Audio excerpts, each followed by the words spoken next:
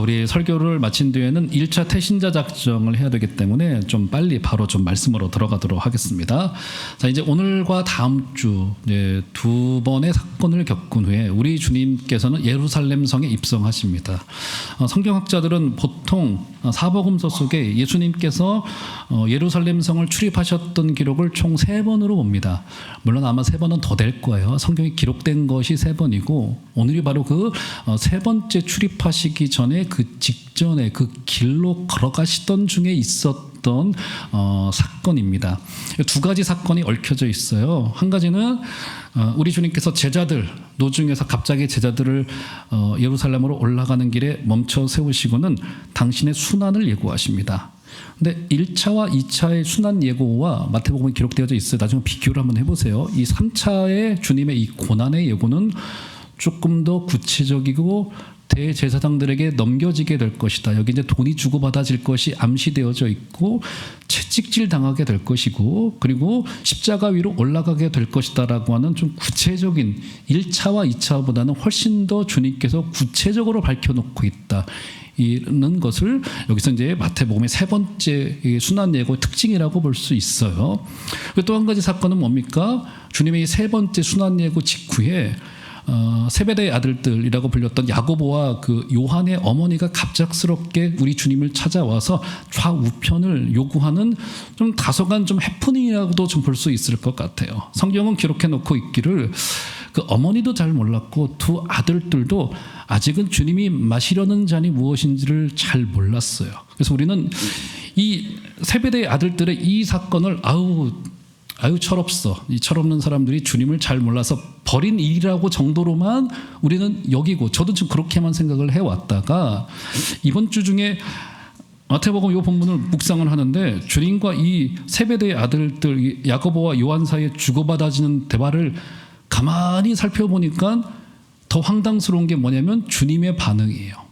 너무너무 처음에는 제가 이해가 되지 않더라고요. 그래서 과연 이 사건 속에서 우리가 어떤 교훈을 발견하게 될 것이고 우리도 그 제자도로 그 길을 걸어가고 있는 중에 우리가 가진 신앙이라고 하는 것이 도대체 무엇인가, 그리고 그 신앙의 길을 걸어갈 때 우리 주님께서 우리들에게도 어떤 것을 요구하실까를 한번, 너무 결정적인 순간 아니겠어요? 지금 이 장면이 주님이 십자가 지시기 바로 그 직전에 예루살렘 들어가시기 직전 아직 이제 일주일도 남지 않았을 바로 이 아주 중요한 순간에 우리 주님이 다시 한번 제자도를 밝히셨고 밝히신 제자도를 통하여서 오해를 하였던 한 가정의 이 해프닝을 통하여서 우리 주님이 오늘 굉장히 유명한 말씀 그 28절의 말씀으로 마무리되는 거 아니겠습니까? 인자는 섬김을 받으러 이 땅에 온 것이 아니라 우리 섬기러 이 땅에 왔다라고 하는 이 중대한 말씀으로 결론 지어지는 그 길까지 걸어가 보는 시간 되었으면 좋겠습니다. 먼저 오늘 본문 첫 절이었던 17절을 한번 보시죠. 자, 이 공간적인 배경이 소개되고 있는데요. 17절.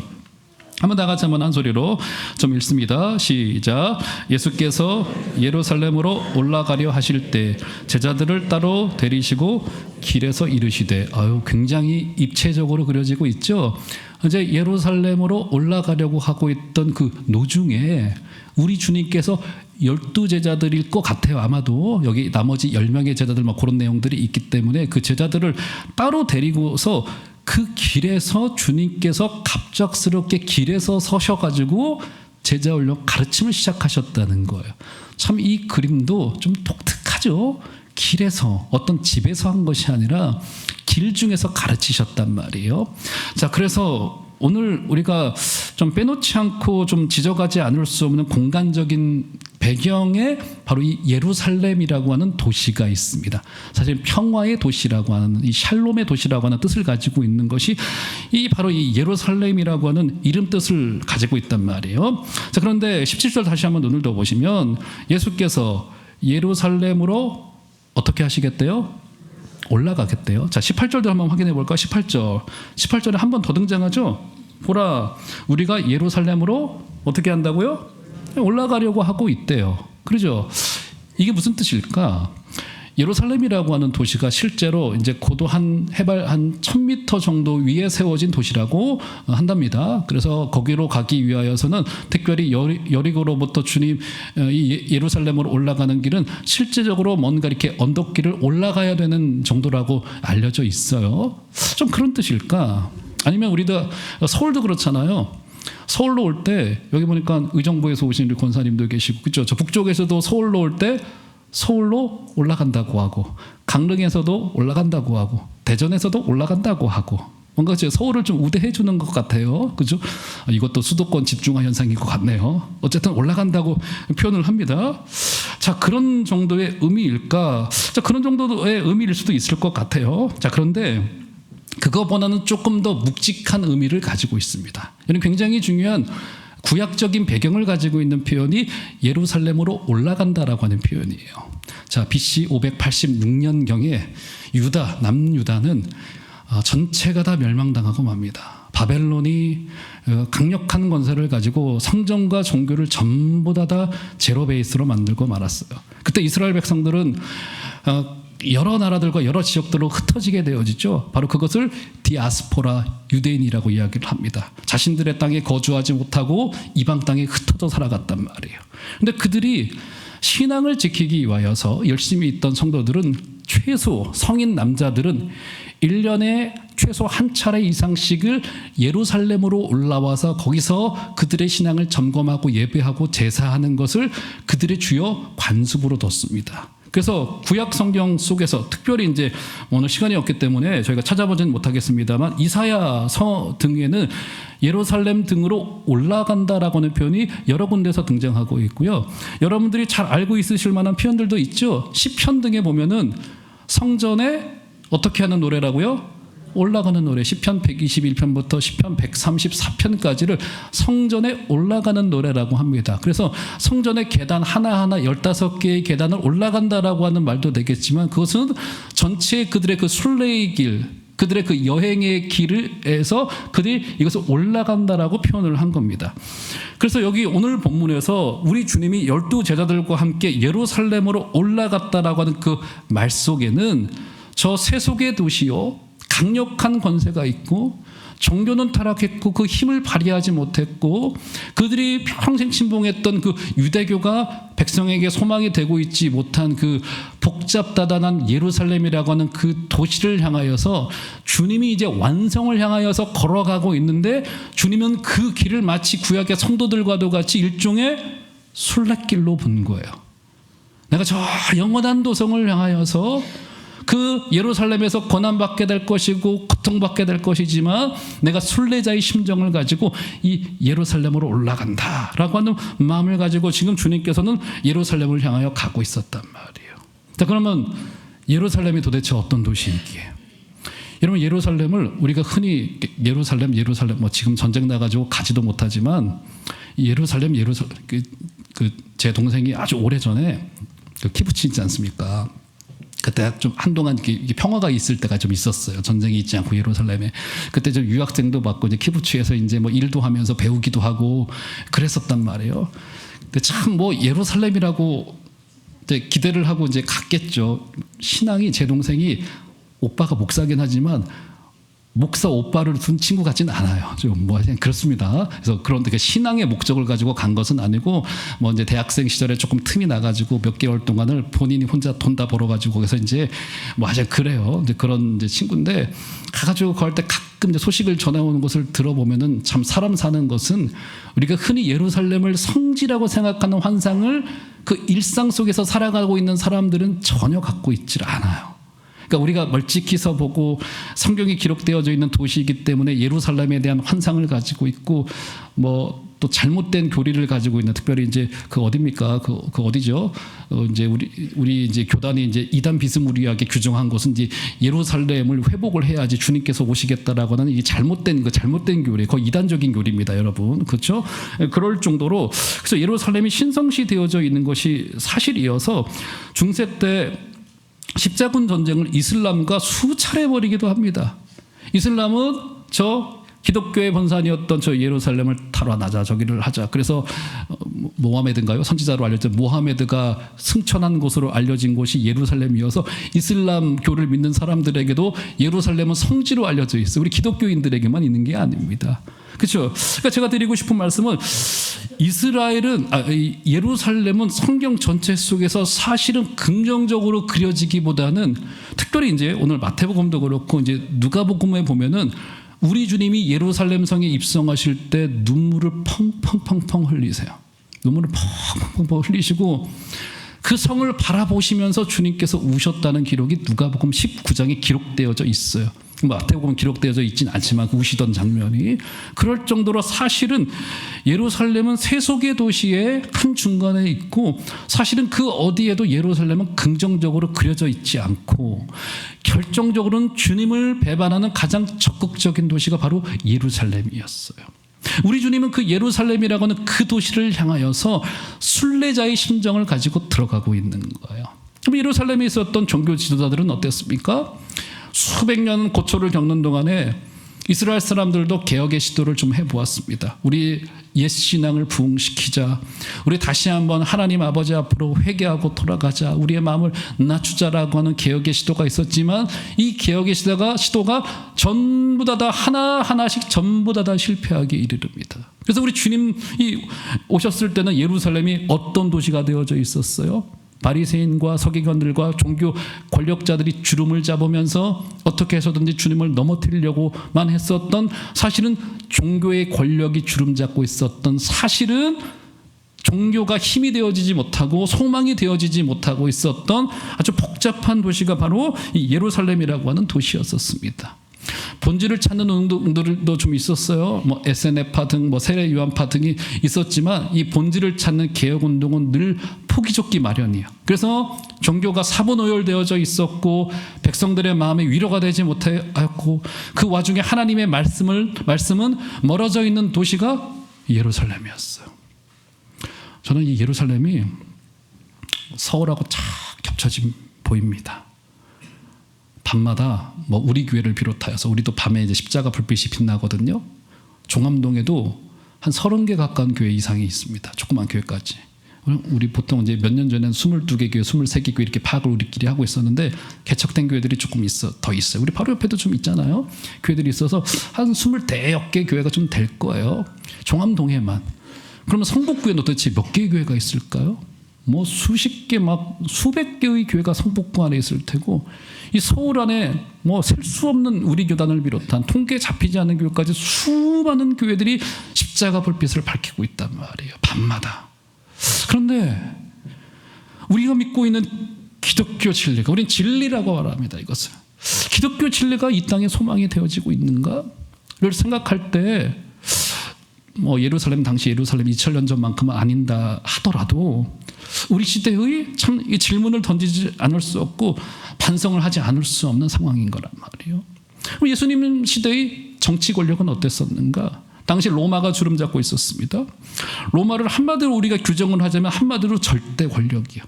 이것은 문자 그대로의 절대 권력이었었습니다. 세상은 로마를 칭송을 해요. 로마를 분석하자. 어떻게 수백 년 동안 제국이 무너지지 않았는가? 황제들이 어떻게 했는가? 황제를 칭송을 하고 로마의 시스템을 칭송을 하고 한단 말이에요. 그런데 역사에는 늘 이면이 있죠. 그죠? 그들이 결정적으로 복음을 박해하는 이제 나중에 앞장서게 되어지게 되고요. 그들이 식민지에 적용했었던 그 악명 높은 그 세금 정책은 많은 민초들의 목을 죄고 있었고, 예루살렘도 그 영향권에서 벗어나고 있지 못했었습니다. 그러니까 예루살렘은 민족들이 가지고 있었던 종교가 힘이 되지 못하고 종교 권력들이 그 내용을 주름잡고 있었고, 더불어서 세상의 정치였던 로마가 그 안에 영향력을 뻗치면서 거기는 절망의 도시, 죽음의 도시. 우리 주님이 결국 거기서 죽으시죠? 예루살렘 한복판에서. 그렇죠? 바로 그런 도시를 향하여서 우리 주님은 순례자의 심정으로 한 발자국 한 발자국 올라가고 있던 바로 그 와중에 우리 주님께서 어떤 예고를 하십니까? 18절 19절 읽진 않겠습니다만, 우리 주님께서는 여기서 세 번째 예루살렘 들어가시기 직전에 순한 예고를 하십니다. 첫 번째, 두 번째와 좀 달라요. 굉장히 구체적이고요. 그렇죠? 대제사장들에게 넘겨지게 될 것이다라고 하는 것에서 뭔가 팔려갈 것이다라고 하는 암시를 하시고요. 채찍질을 당하시게 될 것이고 십자가 위에서 죽으시게 될 것이고 그리고 3일 만에 부활하실 것까지 12명의 제자들을 그 순례의 길 노중에서 그들을 잠시 멈춰 세우고 그들에게 분명하게 말씀하셨어요. 자, 그렇게 말씀을 하시고 나서 아마 제자들이 주님의 이 세 번째 예고에는 정말로 놀라셨던 것 같아요. 왜냐하면 너무 구체적이었고 사실은 내용이 조금 잔인하기까지 합니다. 채찍질을 당하게 될 것이다.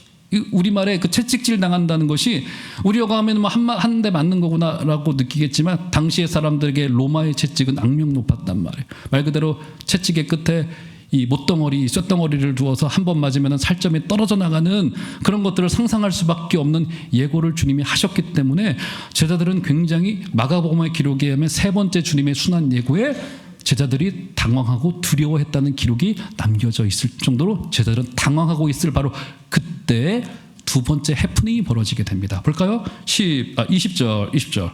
자, 20절 한번 두 번째 사건 어떤 사건인가 보시죠. 한번 다 같이 20절 읽습니다. 시작. 그때 세베대의 아들의 어머니가 그 아들들을 데리고 예수께 와서 절하며 무엇을 구하니. 20절이 어떻게 시작되어집니까? 그때 즉 주님께서 세 번째 순환 예고를 하신 바로 그때 이것은 시간적으로 중첩되고 있는 거예요. 그죠? 주님은 이 순환 예고를 하시고는 뭐 이렇게 주님은 기쁨의 하나님이시긴 하지만 순환 예고이셨기 때문에 좀 내용이 묵직했겠죠. 아무래도 그렇죠. 뭔가 좀 얼굴이 굳어지셨겠죠. 우리 주님께서도 바로 그때 세베대의 아들들이라고 하면 바로 야고보와 요한을 말합니다. 그 두 아들들과 어머니가 데리고 온 거, 치맛바람이 2000년 전에 있었네요. 그죠? 와서 우리 주님께 뭔가를 요구를 합니다. 자, 뭔가 요구하는 걸 볼까요? 21절 보시면 예수께서 이르시되 무엇을 원하느냐? 이르되 나의 이 두 아들을 주의 나라에서 하나는 주의 우편에 하나는 주의 좌편에 앉게 명하소서.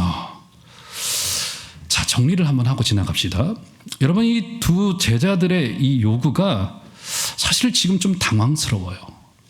일단 인간적인 관점으로 봤을 때 주님이 세 번째 묵직하고 구체적인 순환 예고를 하신 그 직후에 시간으로 중첩되고 있다는 점에서 아니 어떻게 이런 요구를 할 수가 있지 싶은 생각이 듭니다. 이제 예루살렘으로 들어가게 되면 주님에게는 창끝이 기다리고 있어요.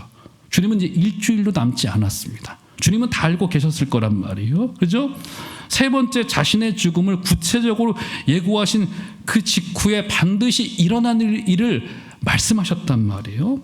근데 그 직후에 제자들도 감지하고 있었음에도 불구하고 뭔가 불길한 예감이 있었음에도 불구하고 어떻게 이런 요구를 분위기상으로도 할 수 있을까? 그죠? 그럼 제자들의 이 요구에는 어떤 의미가 있을까? 오늘 주님과 더불어서 성경은 제자들의 부족함, 연약함, 눈이 감겨져 있음도 언급은 하고 있지만 주님과 두 아들 사이에 주고받아지는 대화는 전혀 다른 양상으로 전개되어집니다. 사실은 인간적으로 우리의 관점으로는 저는 그런 생각이 들더라고요. 아니 어떻게 이 두 제자가 주님을 따라가겠다고 손들고 그들이 주님을 따라 나섰는데 게다가 주님이 순환을 예고한 직후에 분위기 파악도 못하고 게다가 어머니까지 대동시켜가지고 어떻게 이런 요구를 할 수 있지? 이런 인간적으로 참 그러니까 인간의 그 권력을 향한 그 명예를 향한 이 박수를 받고 싶어하는 이 참 인간의 그 죄의 끝없음을 한편으로는 보게 되는데 놀랍게도 주님의 반응이 중요해요. 우리의 묵상보다 더 중요한 것은 주님의 반응인 거란 말이에요. 주님은 그 점을 그 어디에도 지적하지 않고 그들과 대화를 이어가기 시작을 합니다. 한번 볼까요? 자, 22절 보시면 예수께서 대답하여 이르시되 너희는 너희가 구하는 것을 알지 못하는도다. 내가 마시려는 잔을 너희가 마실 수 있느냐? 그들이 말하되 할 수 있습니다. 자, 주님께서는 여기서 딱 끊고 아마 저 같으면은 야, 내가 지금 방금 무슨 얘기했냐? 고난당하겠고 어려움이 있을 거라 얘기했는데 너희들은 철없이 영광의 자리, 박수받는 자리, 인정받는 자리 두 자리를 요구한 거야? 라고 딱 끊고 넘어갈 텐데 우리 주님 그렇게 하지 않으세요. 그리고는 주님께서 어떤 질문을 던지세요? 너희는 내가 마시려는 잔을 마실 수 있어? 그들의 대답이 뭐예요? 마실 수 있습니다. 대답을 해요. 일종의 만용이죠. 잘 몰라요. 그런데 더 중요한 것은 무엇이냐면 이어지는 주님의 대답이 더 중요합니다. 23절 볼까요? 23절. 저는 23절을 가만히 묵상을 하는데 너무 기이하더라고요. 23절 한번 다 같이 한번 한 소리로 읽습니다. 시작. 이르시되 너희가 과연 내 잔을 마시려니와 내 좌우편에 앉는 것은 내가 주는 것이 아니라 내 아버지께서 누구를 위하여 예비하셨든지 그들이 얻을 것이니라. 좌우편의 자리 하나님 아버지가 주실 거고, 23절의 초두에 보면 세베대의 두 아들들이 주님이 마시는 그 잔을 마실 수 있다고 합니까? 없다고 합니까? 있다고 해요? 없다고 해요? 마실 수 있대요. 지금 이야기의 흐름상 마실 수 없는 애들이어야 되잖아요. 이 정도로 주님의 뜻을 파악하지 못하고 있어요. 주님의 심정도 파악 못해요. 철도 없어요. 인정받고 싶어요. 사실상 권력을 탐하고 있는 듯 보이기까지 해요. 그렇죠? 근데 주님이 대화를 조금 더 이어가시면서 하시는 말씀이 뭐냐면 너희들이 과연 내가 마시는 잔을 마시게 될 거라고 주님께서 일종의 격려를 하신 거예요. 아마 그들은 이게 무슨 뜻인지 못 알아들었을 거 있다. 이 정도에서 좌우편의 자리를 주시려고 하는 것인가? 라는 생각이 들 정도로 사실은 굉장히 이 대답이 오리무중에 빠질 수밖에 없고 사실은 굉장히 저는 기이하게 느껴지더라고. 그래, 너희들 마실 수 있게 될 거야 라고 하는 이 주님의 대답이에요. 그들은 분명히 주님의 나라가 영광 중에 임하게 될 것을 알고 확신하고 있었습니다. 그런데 그 영광의 완성에 이르기까지 그들이 감내해야 되고 겪어내야 되는 무엇을 말하는 거예요? 고난과 그 순환의 길, 주님이 겪을 대속의 사건, 그것은 전혀 모르고 있었던 거야. 그런데 그들이 모르고 있었으나 주님은 뭐라고 대답하셨다고요? 그들도 할 수 있을 거라고 인정해 주세요. 그러면 그 두 사람의 인생을 한번 생각을 해볼까요? 두 아들들의 인생을 생각해 볼까요? 야고보, 아마 첫째 아들일 것 같아요. 야고보 나중에 어떤 사람이 되어지게 됩니까? 어떤 사람이 되어지죠? 사도행전의 기록에 의하면 그는 사도들 중에서의 첫 번째 순교자의 반열에 오르게 되어집니다. 그렇죠? 자리를 탐했던 자가 자신의 목숨을 아까워하지 아니하고 초대교회를 위한 순교의 미랄이 되어지게 되어지죠. 사도 요한은 어떻게 되어지죠? 그는 사도들 중에 가장 장수했던 인물로 알려져 있습니다. 장수가 복인가요? 느지막이 머리에 흰 서리가 얹어지게 되어질 때 그는 조그만 섬으로 유배되어지게 되어져요. 인간적으로 얼마나 불행할 수 있겠습니까? 조그만 섬으로, 이름 없는 섬으로 유배되어져서 거기서 뭘 보게 되어져요? 하늘이 열려지게. 거기 환상의 역사가 벌어지게 되는데 거기로부터 하나님의 계시를 뽑아내기 시작을 합니다. 성령과 교제를 하면서 그는 늦도록 살아내면서 하나님의 계시를 줬고 환난 가운데 교회를 향한 그 소아시아 7교회를 향한 그 위로의 말씀, 너희들이 종말 가운데 있지만 승리하게 될 것이고 주의 나라는 곧 완성되어지게 될 것이고 어린 양의 십자가의 사건이 그것을 완성하는 첫 단추가 된 거야 라고 하는 아주 어마어마한 환상의 그림을 보게 되어지죠. 야고보와 요한은 결국 마실 수 있게 된 거예요? 없게 된 거예요? 마실 수 있는 자리로까지 우리 주님께서 그들의 멱살을 잡고서 완성의 자리로 가게 된 거예요. 그렇죠? 가게 된 거예요. 자, 그러면 한번 볼까요? 자, 그러면서 이 해프닝 때문에 24절을 보시면 나머지 10명의 제자들은 도대체 어떻게 된 것인가? 볼까요? 24절. 10 제자가 듣고 그 두 형제에 대하여 분이 여기거늘. 이럴 수밖에 없죠. 그렇죠? 화가 났어요. 그죠? 이 이야기를 듣고는 열받았어요. 한마디로. 왜 화가 났을까요? 이 제자들이 왜 화가 났습니까? 그들도 여러분 사람이 어떤 일에 화가 난다는 것은 똑같이 생각하고 있다는 것이 됩니다. 나머지 10명도 똑같이 2명의 제자들처럼 좌우 자리를 탐하고 있었기 때문에 이거 내가 가야 되는 길인데 하고 지금 화가 났던 것 같아요. 그래서 제자들은 베드로를 포함하여서 이미 주님의 나라에 대하여 크게 오해를 하고 있었어요. 이 나라는 내가 영광만 받는 나라요, 승리의 나라요, 박수 받는 나라요, 명예스러운 나라라고 하는, 그래서 저 좌우편의 자리가 최고의 자리인 거지 라고 하는 오해를 가지고 있었습니다. 그들은 연약했고 결국 넘어지게 되어졌고 부족했고 아직은 완성되지 못했어요. 근데 지금 어떻습니까?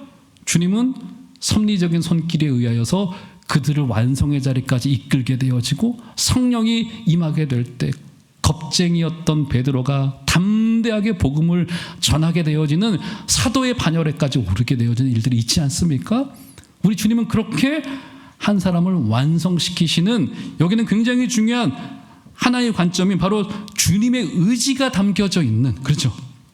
그들을 받아들이시고 용납하시면서 너희들이 그 잔과 그 세례를 받게 될 것이다. 즉 무슨 말이에요?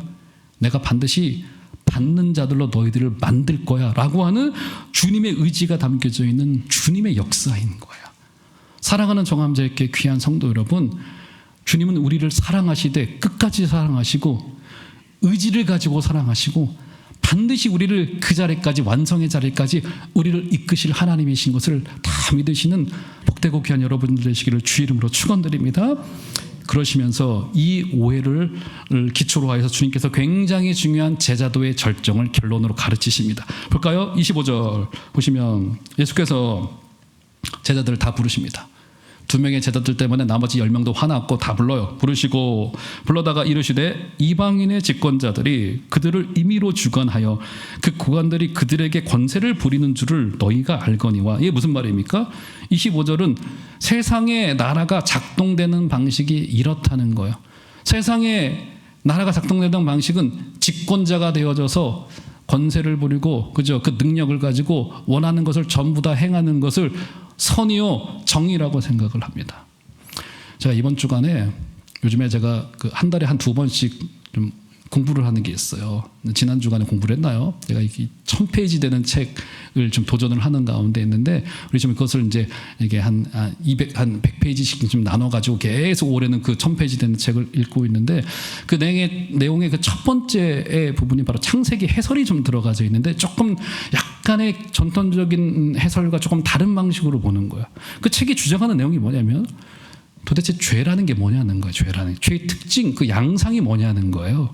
우리 흔히 죄를 막 남을 미워하고 도둑질하고, 그쵸, 막 화를 내고 이런 것을 주로 죄로, 이게 도덕적인 선을 범하는 것을 죄로 여긴단 말이에요. 그런데 그분은 성경을 종합하여 생각을 해보았더니 죄를 드러내는 가장 첫 번째의 양상이 뭐냐면 인간의 자율성이라는 거예요.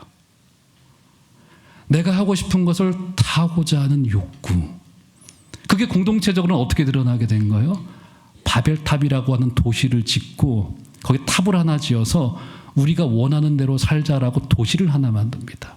하나님을 배제한 우리끼리, 이거 오토노미라고 이야기를 하죠. 우리끼리의, 그죠? 우리의 자치권만이 발휘되어지는 그것을 살아내자. 죄의 양상은 바로 그거라는 거예요. 물론 도덕적인 선을 범하는 것도 죄이지만 그것보다 조금 더 본질적인 것은 바로 인간의 자율성이라고 하는 거예요. 25절에 딱 그걸 이야기를 하고 있는 겁니다. 세상의 집권자들은 자기의 권세를 가지고 모든 것을 다 할 수 있고 내가 원하는 것만을 하는 것을 선이요 행복이요 정의라고 여기고 있는 그때 우리 주님은 제자도를 말씀하십니다. 27절 28절 한번 마지막입니다. 한번 나같이 한번 2절의 말씀 좀 한 소리로 읽도록 하겠습니다. 너희 중에 누구든지 으뜸이 되고자 하는 자는 너희의 종이 되어야 하리라. 인자가 온 것은 섬김을 받으려 함이 아니라 도리어 섬기려 하고 자기 목숨을 많은 사람의 대속물로 주려 함이니라. 지난주 말씀의 결론과 같죠?